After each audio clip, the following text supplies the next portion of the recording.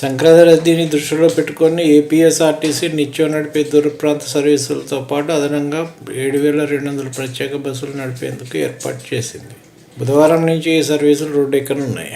సొంతూళ్లకు వచ్చే వారి కోసం ఈ నెల 13 వరకు 3,900 బస్సులు నడపనున్నారు. 16 నుంచి 20 వరకు తిరిగి ప్రయాణమయ్యే వారి కోసం 3,300 సర్వీసులు నడిపేలా అధికారులు సమాయత్తమయ్యారు. సంక్రాంతికి వచ్చే వారి కోసం హైదరాబాద్ నుంచి 2,153, బెంగళూరు నుంచి 375, చెన్నై నుంచి 42, విజయవాడ 300, విశాఖపట్నం 250, రాజమండ్రి 230, తిరుపతి నుంచి 50, జిల్లా కేంద్రాలు ముఖ్య పట్టణాల నుంచి మరో 500 బస్సులు నడపనున్నారు.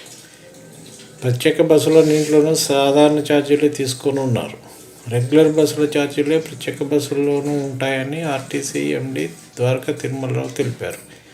రానుపన్న ఒకేసారి టికెట్ బుక్ చేసుకుంటే ఇరువైపు ఛార్జీల్లోనూ 10% రాయితీ కల్పించారు. బస్సుల సమాచారం కోసం కాల్ సెంటర్ నంబర్ 149కు లేదా 08662570005కి కానీ ఫోన్ చేసి సమాచారం పొందవచ్చని, నిరంతరం ఈ నంబర్లు పనిచేస్తాయని ఎండీ తెలిపారు. ఆనందంగా పోయి రండి సంక్రాంతికి ఊరికి. All the best. సంక్రాంతి శుభాకాంక్షలు.